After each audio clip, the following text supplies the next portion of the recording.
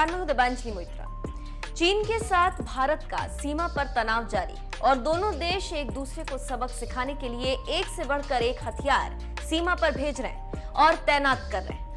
उसी कड़ी में भारत ने भी चीन से लगती सीमा पर अपने जाबाज योद्धाओं को उतारा है। चीन ने जिस तरह से अपनी तरफ सेना और गोला बारूद जुटाया, उसके इरादों को भांपकर भारत ने भी पर्याप्त इंतजाम किए। दोनों तरफ सैनिकों की संख्या लगभग बराबर तैनात है।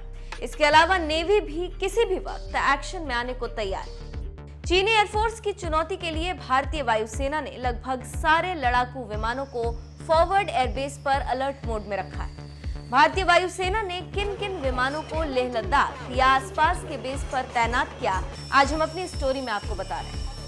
हिंदुस्तान एरोनॉटिक्स लिमिटेड HAL के बनाए 2 लाइट कॉम्बैट हेलीकॉप्टर्स LCH को लद्दाख सेक्टर में भेजा गया। ये शॉर्ट नोटिस पर एयरफोर्स को पूरा सपोर्ट दे सकते हैं। दुनिया के सबसे हल्के हेलीकॉप्टर में 70 mm के रॉकेट्स लगे और एक चिन माउंटेड कैनन है। इनसे भारत को दिन हो या रात किसी भी वक्त कैसे भी टारगेट को हिट करने की क्षमता मिलती है। Apache attack helicopters.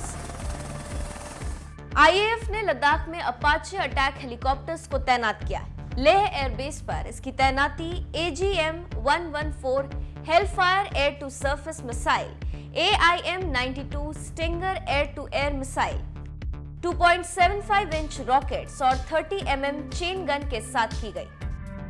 ये विमान पिछले साल ही भारत को मिले। चिनूक। पिछले साल मार्च में IAF का हिस्सा बने चिनूक भी लद्दाख में मौजूद है।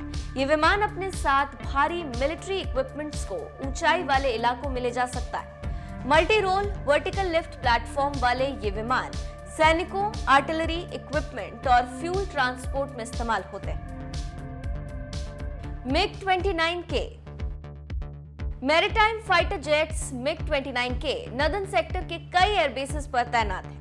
इससे लाइन ऑफ एक्चुअल कंट्रोल की एयर पेट्रोलिंग में भारत को खासी मदद मिलती है। भारतीय नौसेना के पास करीब 40 MiG-29K हैं, जिनमें से आधे INS विक्रमादित्य पर तैनात हैं। C-17 Globemaster. दिखने में बेहद भारी लगने वाला C-17 ग्लोबमास्टर बेहद असरदार भी है। इसमें लार्ज कॉम्बैट इक्विपमेंट्स के साथ साथ सैनिकों को भी ले जाया जा सकता है। चीन के साथ तनाव की शुरुआत पर इन्हीं विमानों से सैनिकों को फॉरवर्ड एरियाज में पहुंचाया गया था। ये ट्रांसपोर्ट एयरक्राफ्ट बोइंग ने बनाए। P-8I। IAF तो IAF, नेवी ने भी लद्दाख में अपने लड़ाकू विमानों की तैनाती में कोई कसर नहीं छोड़ी है। पोसेडन 8I anti submarine warfare aircrafts को पूर्वी लद्दाख में सर्विलांस के लिए तैनात किया गया है। इन जेट्स में AN/ASQ 58A advanced integrated magnetic anomaly detection system और APS-143C V3 मल्टीमोड रडार लगा हुआ है। पुलवामा आतंकी हमले और डोकलाम विवाद के समय भी P-8I जेट्स को तैनात किया गया था, जिसने शानदार काम किया। जैगवार और मिराज। भारतीय वायुसेना ने मिराज 2000 और जैगवार लड़ाकू विमानों को भी तैनात किया है। मिराज ने बालाकोट एयर स्ट्राइक्स के वक्त अहम भूमिका निभाई थी। फिलहाल इन्हें लेह और श्रीनगर एयरबेसेस पर तैनात किया गया है। Su-30 MKI jets. रूस के सुखोई और भारत के HAL ने मिलकर Su-30 MKI को बनाया। ये भारत की जरूरतों के हिसाब से टेलर मेड है और इसमें फ्रेंच और इजरायली सिस्टम्स भी लगे हैं।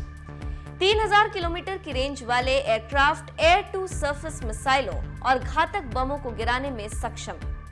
हाल ही में जब राफेल लड़ाकू विमान फ्रांस से भारत आ रहे थे, तो इन्हें Su-30 MKI ही एस्कॉर्ट कर रहे थे। राफेल। IAF के सबसे नए सदस्य यानी राफेल लड़ाकू विमानों को जरूरत पड़ने पर लद्दाख में तैनात किया जाएगा। फिलहाल वे हिमाचल प्रदेश की बर्फीली वादियों में रात के वक्त अभ्यास कर रहे हैं। पहाड़ों के बीच कठिन रास्तों में उनका ये अभ्यास पूर्वी लद्दाख में चीन और कश्मीर में पाकिस्तान से लड़ाई के हालात में बेहद काम आएगा।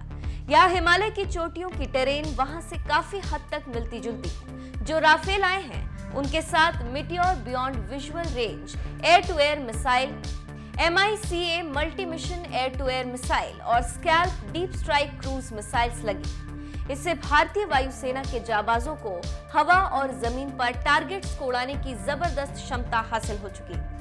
तो आप समझ सकते हैं कि भारत ने चीन को सबक सिखाने के लिए कितने हवाई योद्धाओं को तैनात किया है।